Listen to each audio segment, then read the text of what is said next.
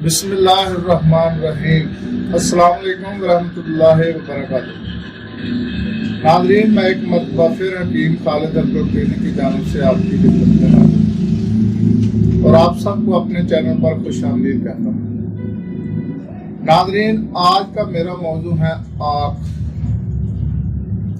इसको मदार भी कहते हैं और आँख भी कहा जाता है, मुख्तलिफ नाम है इसके। और फ़वाइद के लिहाज से ये बहुत ही अहम चीज़ है और ऐसी चीज़ है कि खुद रो पैदा होती है, आम वीरानी जगहों से ये मिल जाती है। और फ़वाइद के लिहाज से ये बहुत ही अहम चीज़ है। इसका जो दूध है उसके भी फ़वाइद हैं, इसके जो पत्ते हैं उसके भी फ़वाइद हैं, इसका जो फूल है, फल है, उसके भी फ़वाइद हैं, और जो इसकी जड़ का छिलका है उसके भी फ़वाइद हैं। और जो अज्जा इसके जितने भी हैं सब के सब फ़वाइद के लिहाज से एक से बढ़कर एक है। उनमें से मैं आज आपको एक ऐसा नुस्खा बताने लगा हूँ इसके दूध का कि आपने इससे पहले ये ना सुना होगा। नाज़रीन, ये इसकी पहचान है, ये इसके पत्ते हैं और ये अभी फल लग रहा है। इसके फूल जो हैं ये भी मैदे के लिए बहुत फ़ायदेमंद हैं, लेकिन क्योंकि इसके फ़वाइद बहुत ज़्यादा हैं, मैं सिर्फ आज एक आपको नुस्खा बताऊंगा जो कि इसके दूध से बनाया जाता है।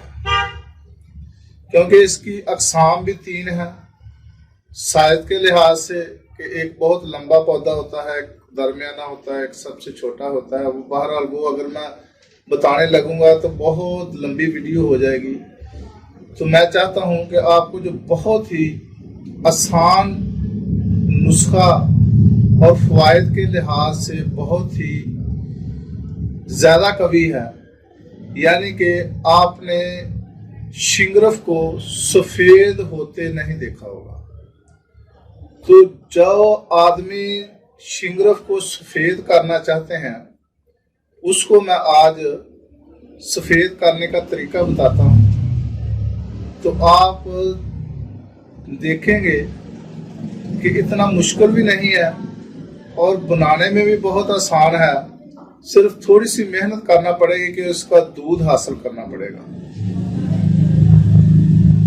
तो जो लोग असाबी तौर पर कमज़ोर हैं, असाब में खिंचाव रहता है, असाब में दर्द रहता है, ज़ोफ़ेबा के मरीज हैं, वो कुश्ता इस्तेमाल करें जो कि आग के दूध में बनाया जाता है और बिल्कुल सफ़ेद हो जाएगा। जिस तरह के चांदी का होता है या कुश्ता कली होता है, इस तरह का सफ़ेद रंग का कुश्ता बन जाएगा।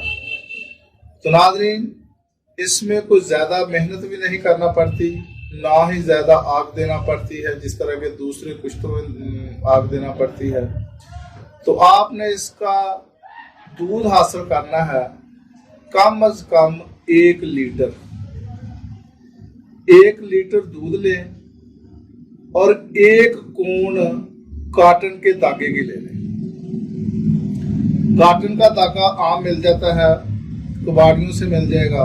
ब्रीक लेना, मोटा धागा नहीं लेना। जिसकी आजकल मशहूर है कि लॉन का कपड़ा जो कि लेडीज पहनती हैं, वो धागा जो उस धागे से लॉन बनती है वो 100 नंबर होता है या उसका 80 नंबर होता है। तो आप 80 नंबर ले लें अगर आसानी से मिल सकता है, 100 नंबर ले लें आसानी से मिल सकता है। अभी लेना प्योर कॉटन का है। तो आपने 4 ग्राम शिंगरफ की डली लेनी है। 4 ग्राम शिंगरफ की डली लेकर आपने उसको दूध में भिगोना है, जो शीरे मदार कहा जाता है या आग का दूध कहा जाता है।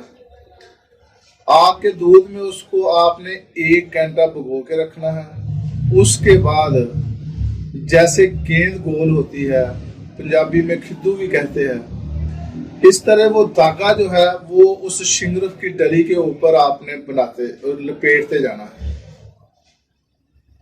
تو اور اس کو ساتھ دودھ میں تھوڑا سا لپیٹ لیں اور دودھ میں اس کو بھگو دیں.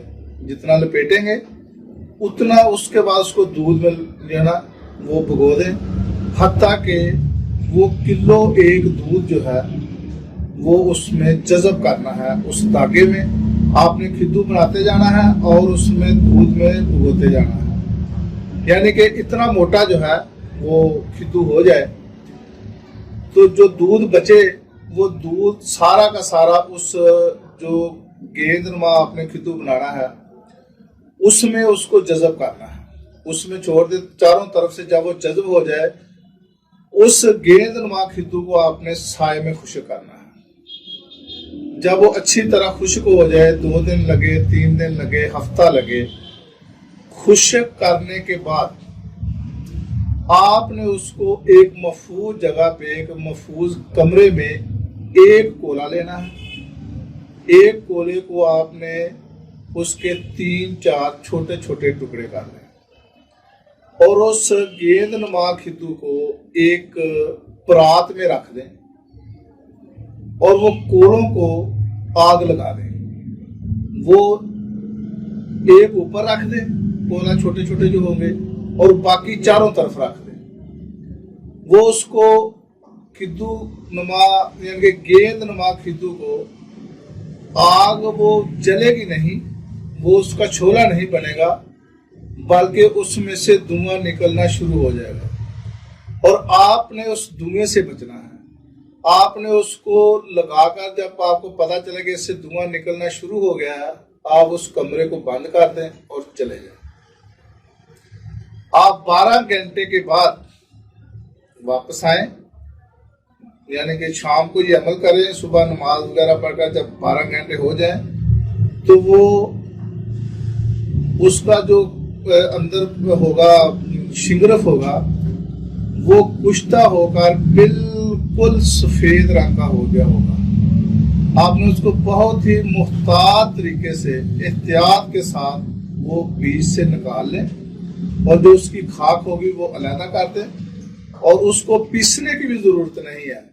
آپ اس کو دونوں انگوٹھا اور انگلی کے درمیان رکھیں گے تو وہ آپ کو خود بخود ہی یعنی کہ وہ پسا ہوا محسوس ہوگا. اس کو پیسنے کی ضرورت نہیں ہے. تو شیشے کی کسی شیشی میں اس کو آپ محفوظ کر کے سنبھال کر رکھ لیں. جو لوگ اعصابی کمزوری میں مبتلا ہے، ضعف باہ میں مبتلا ہے، آپ نے 100 گرام ملائی لینی ہے.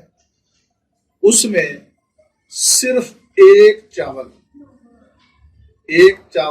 اس میں ملائی میں اس چاول کی مقدار جتنا وہ جو کشتہ ہوگا شنگرف سفید رنگ کا ہو گیا ہوگا اس کو ڈال کر مریض کو کھلائیں.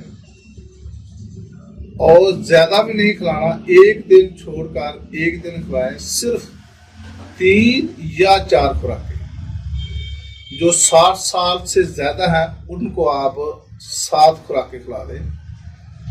تو جو مردانہ کمزوری ہوگی، جو ان کو پٹھوں کی کمزوری ہوگی، اعصابی کمزوری ہوگی، جوڑوں میں درد ہوگا، نزلہ زکام جو بلغمی امراض ہوگا، کھانسی وغیرہ ہوگی، وہ سب کی سب اس ایک چاول کی خوراک جو ہوگی، جو کہ آپ نے 4 خوراکیں یا 5 خوراکیں 60 سال سے جو زیادہ ہے ان کو آپ 7 خوراکیں کھلا دیں.